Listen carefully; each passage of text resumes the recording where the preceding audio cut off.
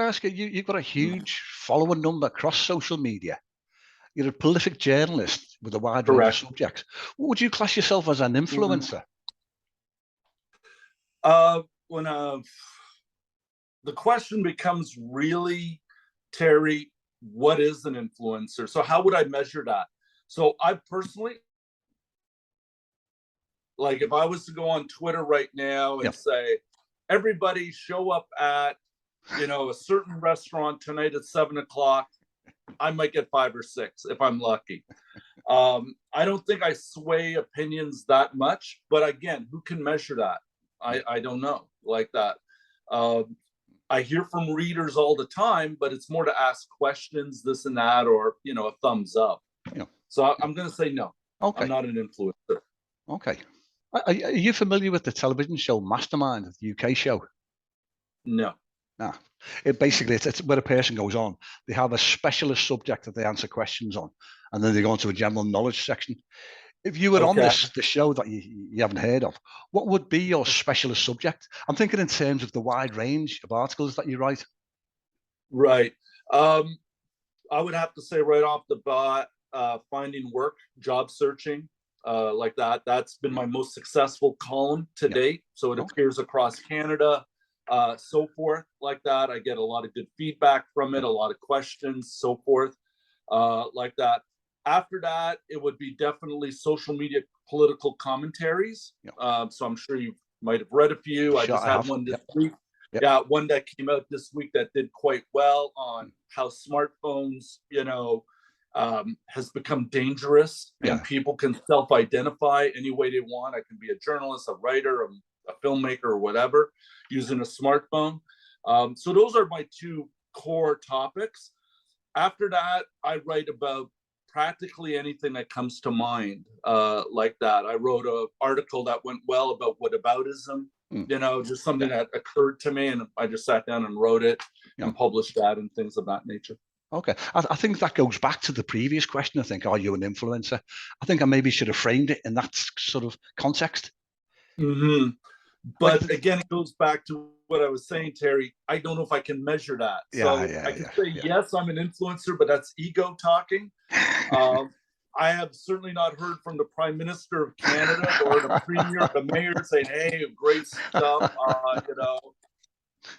movement, of people like that, towards it. So, my answer remains the same. Fair enough. Okay, fair enough. So, are you a full-time columnist for Canadian news media, or are you like freelance work, or do you work for anybody in particular? Yeah, so for Canadian news media, yes, I'm full-time with them. So I've been with them over 2 years. There's a few other places too that I'm full-time with it, a local newspaper here in Toronto, the Bluff Monitor, stuff like that. So my work appears regularly in others. And then a lot of my work too appears freelance just anywhere that decides to pick it up, like that. So type of thing. But the majority of it is my column work by far. Freelance is maybe 20%. Okay. Right. Okay. Yeah. With being writing full time, did you have like a set word count, a routine that you stick by? You think, right, that's it. I've done my set number of words, or is it sort of as inspiration comes to you? Wasn't that long ago. I used to do 750 words a day. So there's a website called 750words.com. It's very, very basic, but it allows you just to type whatever you want, whatever. I stopped doing that. I write every day. To answer your question, do I have a word count? No. Some days I can write 2,000 words, like it just flows. Other days I struggle. Maybe I go 300 words, I'm done for today and whatever. I have deadlines to meet, of course, to get these columns out. So I work more by deadline, right? And a lot of times if I'm under the gun, I just have to do it, right? It's Sunday afternoon or Monday morning or whatever, boom, just do it. Like that type of thing. Okay. Yeah. So do you get a lot of, obviously your main social media is Twitter, I would imagine. Is your DMs open, so you get stories coming into you, or people pitching to you and asking you to write something about things, or? I would say no. I get a lot of questions, which I will turn into stories and stuff, or into a column. I get a lot of commentaries, but I can't recall really when someone said you should write about this or whatever. I don't get that kind of stuff. So thus, I'm not an influencer. I'm going to regret asking that, aren't I? No, that's a good question. That's a really good question. Because I get asked that a lot, or I'm told that. And I go, how do you measure that? I'm all about quantifying. If you can't quantify it, I can call myself anything, right? True. Yeah. You know? Yeah. So, yeah. Can you go back to your early career? Tell us how you got started in journalism. Was this something you'd always fancied from a young age? I've always fancied being a writer. Yeah. I think it was like everyone else, it was the romanticism of it all. You know, I'd be writing somewhere on a beach in Bora Bora or something, and people would love me, and I'd get the Nobel Prize and all that, and stuff like that. And then eventually life took over, and, you know, it's a tough business to make money at. So I started working and all that. And so to answer your question, how I got started in it, it's like I would recommend anyone else. I just did my best work possible. I put it out there. I got rejected more than, you know, whatever. You learn from it. And I started publishing here and there, and just started building from that slowly, and learning a lot from, you know, it's funny, you learn a lot from editors. I've been lucky with that. They'll tell me things and whatever, but I learned a lot more from my readers. Like I said, what they like, what they don't like. That's what social media has done for me very well, is if I put something out there and it goes viral, you know, like a lot of people like it or share it. Okay, I hit something there. I hit the nail, or I resonated. And that's what really I look for more than anything else. And I work from that. Like that. Do you know what, one particular article that you wrote about job interviews? I read that and I thought, I sort of instinctively knew that, but you articulated exactly how it should be, and from both sides as well, you know, from the prospective employer's side as well. Right.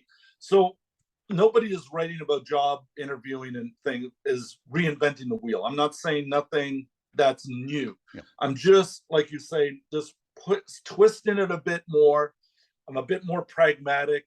I'm certainly looking at it from the employer's side a lot more, because let's face it, at the end of the day, between us, you or I or whatever, I need an employer more than the employer needs me. So I need, for example, Canada News Media more than they need me. If I drop out from them, they can find another columnist tomorrow morning. Like that. There's no shortage of talent and all that. So I try to look at it from their side more than, you know, an employer's side. Like that. So like that. It's worked well, actually. People said, you've said things I've never thought of, or I knew, but no one articulated it like that. So okay. So based on all this, have you ever thought about putting all this down into a book and writing a novel all about the best way to write, or is that anything that's ever interested you? No. No. So I'll tell you something. So I'm working on a book. I'm going to plug a book here, which is good. The manuscript's finished. So the manuscript is finished. It just needs a heavy editing. But it's called My Confessions as a Hiring Manager.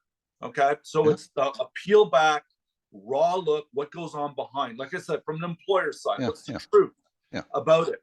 So that I'm hoping to get out, knock on wood, October, November on it, you know, and that'll come out like that. But to go back to what you asked, one of the things that happened many, many years ago, I was very lucky. The local newspaper here in Toronto, I pitched them the idea of doing a novel in installments, sort of like what Charles Dickinson did. And Stephen King. So that's what it came to me like that. And the editor took the thing. He said, I'd love to do that. So I did a novel through in installments like Charles Dickinson. Of course, it never became as famous as A Tale of Two Cities, but it was a novel about a hard-boiled detective type of thing and so forth here in Toronto. And that did quite well. but then I just morphed into column writing, like that, for a wider appeal. Yeah. Will I go back to fiction? Yeah, it's possible. That's a really tough market to break into. Really tough. There's so much noise around there. But I enjoy it, and I still do write, here and there, a few short stories and stuff, I'd imagine that it would be tougher to write a factual article because you have to check facts, things have to be correct.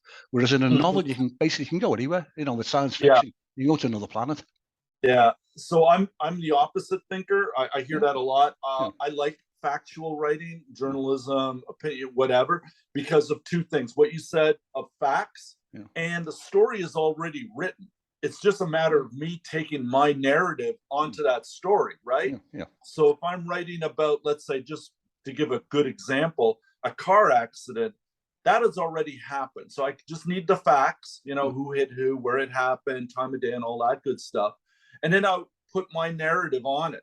How do I want it to come across to the reader, right? Do I want it to make it like, less cars in Toronto are better?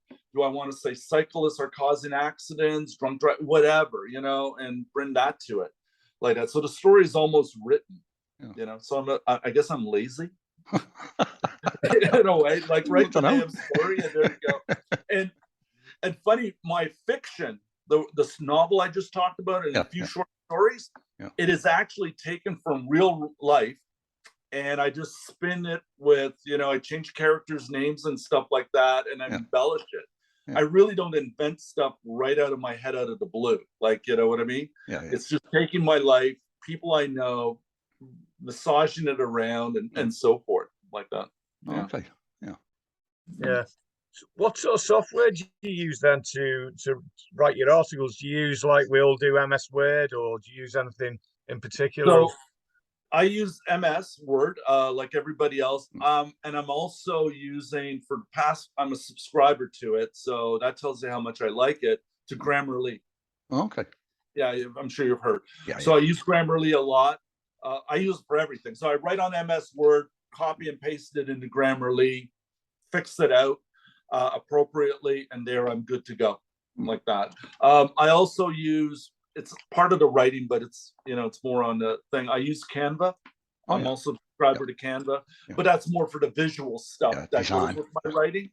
And that's really it. Those are the three I use. Like that. I've tried other software, Scriber. There was another one I use, I can't remember, but I find them, you're learning so much, you're working with the technology, it breaks away the creative flow. So when I'm on MS Word, I'm just typing away. I'm not thinking, I'm not intuitive. Just throw it out. And then I throw it into Grammarly, and it's a simple interface. And boom, there you go. Like that. Okay. Right. Nick, are you purely desk-based? What did you, in the past, have you sort of been out in the field, there on the scene for doing your articles? I haven't done much on the scene. I have done that in the past, like that. Maybe I'm too old now to do that, but I'm purely desk-based. Okay. Like that type of thing. Yeah. Unless I go and interview somebody, like in a cafe or something. Okay. Is there any particular subject that would be taboo for you to write about? You say, no, I'm not going there. Yeah. So there's two subjects I'll never write about or have written about. That's religion. And certainly not gender issues. Okay. Yeah. Both being in a minefield, I imagine. Yeah, it's too much of a minefield, and the emotions that it can cause is just insane. If politics are bad for emotions, those two issues I find are really gone. And then there's other topics I would never write about because I'm just not an expert at it. I wouldn't even go try, IT, for example. Okay. Or, how to cooking or whatever, and all those kind of, if it's not in my expertise, I just stay away from it. Again, too lazy to research, and do all that stuff. I've heard that there's a cliche, that when you meet a stranger, avoid religion, politics, don't go there. Definitely. Yeah. So when I write about job searching, you know it's about. funny. I'm just taking my experience. I really don't do research on it. I just sit down, think of a topic, or it'll come to me. I always write notes. I have tons of notes everywhere. And then I just sit and I write the topic out.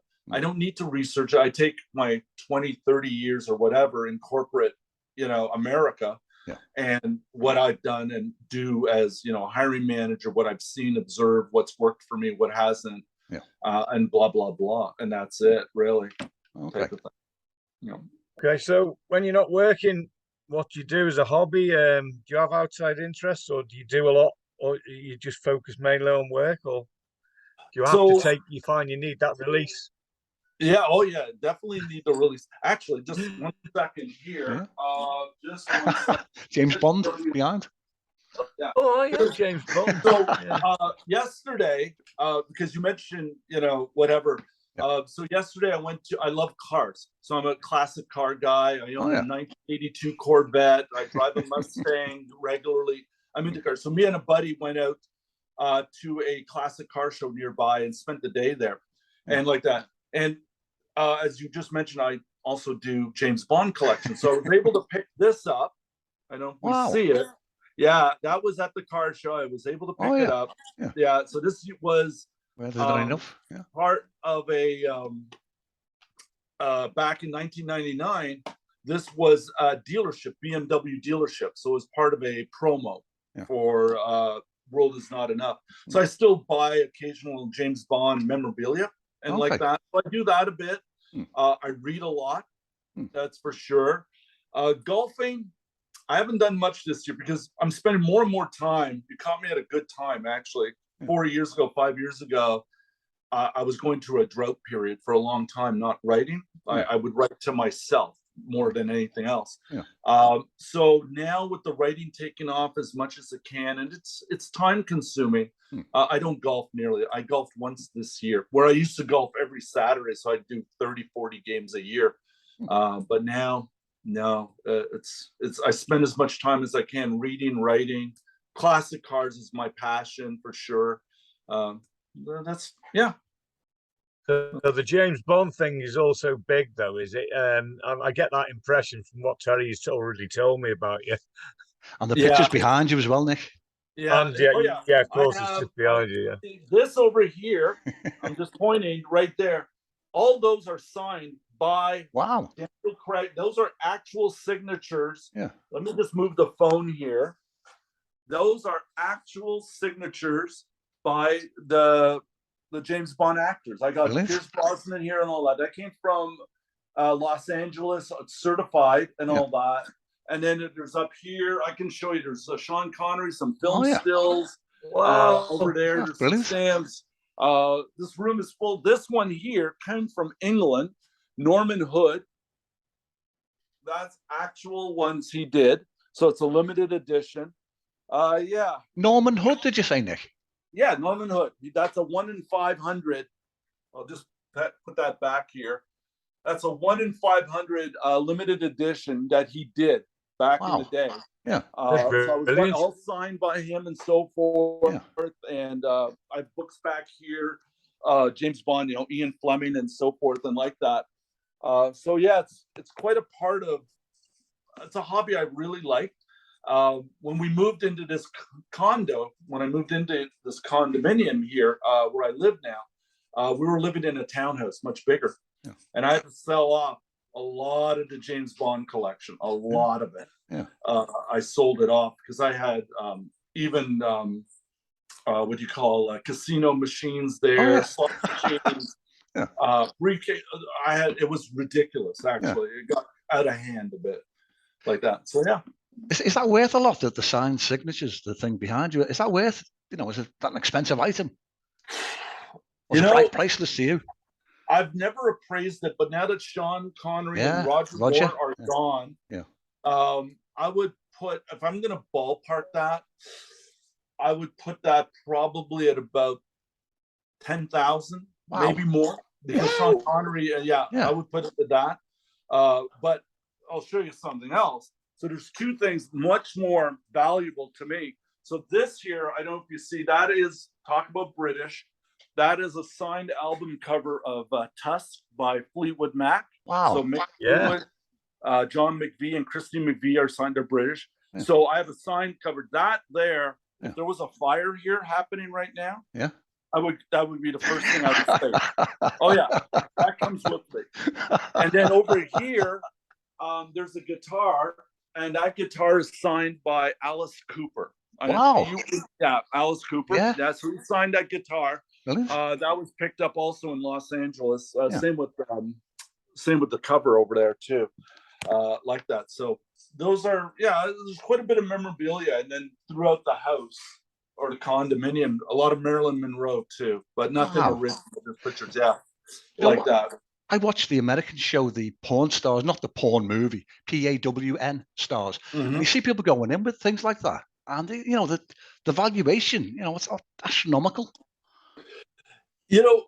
And it's funny because I'll tell you a little thing. I used to also be, but I sold it off a huge stamp collector, like huge. Yeah. But then when I went to sell it, there's an auction house, the biggest one in Canada, here in Toronto, and it's kind of, the young people don't collect anymore. Okay, so I sold the collection, but nowhere near what I had put in time and money, especially money part, into the collection. I don't know, people throw numbers around about how much it's a value. I don't know if the young people today would pay, 20,000 for that or whatever. Yeah. I don't know how many would even know Sean Connery and what he's done, or Ian Fleming, or this. Young people today, they're not into collecting as much. I own a classic Corvette, 1982. It's got a valuation very high. If I was to go and sell it, good luck, because kids today don't drive classic American muscle cars. They don't. They drive instant gratification that they need. Right. So they don't have the appreciation for it as much or whatever. So I'd have to find an older gentleman in his 50s, 60s, who's got the disposable income, number one. Yeah. And number two, can appreciate the car. Yeah. It is what it is. Right? Okay. So for me, it's enjoyment. Sure. I don't think of it as a monetary thing as much. Okay. Like that. I try not to think of it as much, but yeah. Well, I'm really envious of that Fleetwood Mac signed photo. That is amazing. Yeah. Nick, most important question that we've got out of all of them, I wrote this down in large letters. Who for you is the best James Bond? For me, I really liked Pierce Brosnan. Oh yeah. Unusual. I know a lot of people. I mean, you got to take two parts to this. There's the actor, and then there's the scripts. His scripts were okay. They were a little, wonky. I mean, Daniel Craig's, the scripts he did, except for the last one. The last one, let's face it, was pretty bad. Yeah. But the scripts he did were a lot better. The script writers. But Pierce had that good looks, but that edge to him. Daniel Craig's too edgy. So he's more like a hired killer to me. Yeah, true. Like he's a hired killer. He's out to, and he says that pretty openly throughout the movies. Yeah. Where Pierce, he's got the both sides working. I think personally. So I like Pierce if I had to choose it. Roger Moore. It was a comedy, wasn't it? I think. Yeah, it was comedy. It was cartoonish. Except for Your Eyes Only, that was pretty good actually. At the thing, it was not bad. Well, the submarine thing, whatever. But other than that, you have to take it for what it's worth. A lot of times, that. So it is what it is. Who was your favorite, Steve? Roger Moore, because of the comedy element. To be honest, I just thought I liked to laugh with it. Sean I think Daniel Craig's probably bit too serious for me, and a bit like you say, he's ruthless killer type, isn't he? Yeah, exactly. So Sean Connery was superb. He's the one for me. He looked as though he'd give you a good smack if he hit you, he'd knock you out. And I think he was a good looking bloke as well. Yeah, exactly, like that. Where I find Pierce, he didn't look like that, but there were scenes, as we know, where he was like that. Like you just don't play around with him as much, but he had that. He just balanced it out for me anyway. Okay. Yeah. Right. Okay. Well, moving on a little bit. it says on your Muckrack profile that you're into, or you list proud Mangia Cake. Yeah, what's that? What is that? I was totally confused. Is it Italian cake or something? Right. So Muckrack, just so you know, they take the bio, it defaults from your Twitter account. It's just the way it is. You don't write that bio. It's my Twitter account bio. Anyway, Mangia Cake, that's what you're referring to.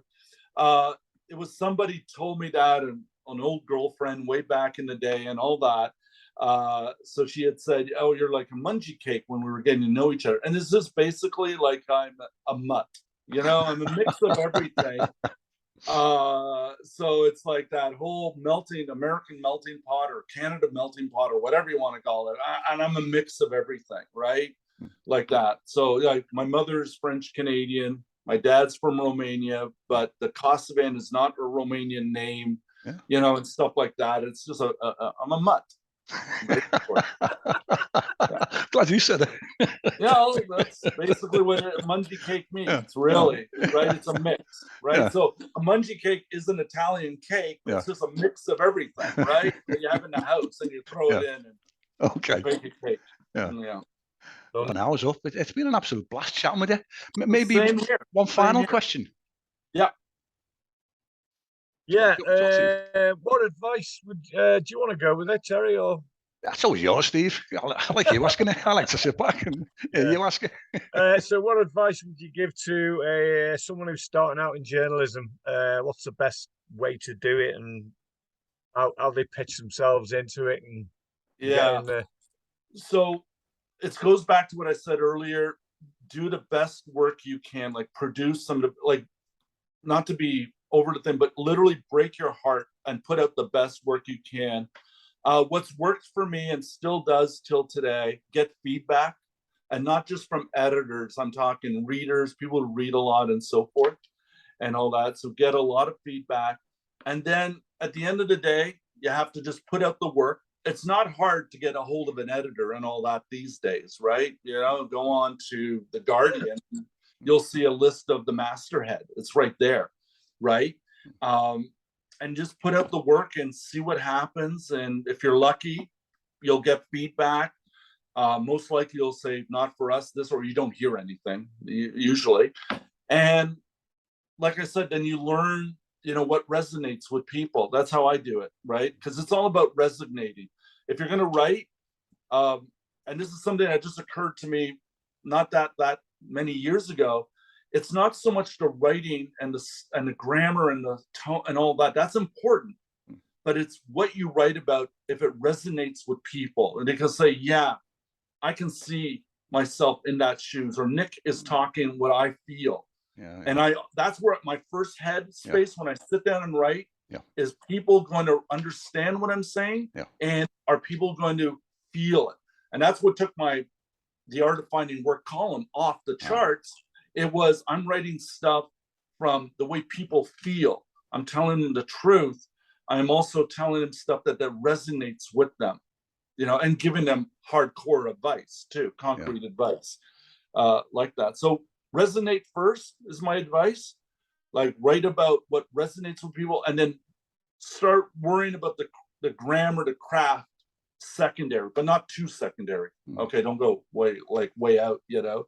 And like that, and that's it, you know. Okay. Do you know what you just said there? That resonates with me. Reading the article about the job interview, it was authentic. I felt as though you knew what I was thinking, and I was glad to hear from the other side what the employer was thinking, looking at me. You'd been there and I'd done that. Exactly. If you can connect with the reader, you're 99% there. That's my advice. Connect with the reader, like that, and then use the tools of writing, craft. And there's a lot of tools. You know how you're going to do it: bullet point, this, that, whatever, quotes, whatever, blah blah blah, and see what happens. Put it out there. See what happens. That's it. That's brilliant advice. And on that note, Nick, we'll say thank you very much. It's been an absolute joy chatting with you. My pleasure. My pleasure. Enjoy the rest of your day and evening over there, and I look forward to seeing this on YouTube. You'll see you tomorrow. Okay. Thanks, Nick.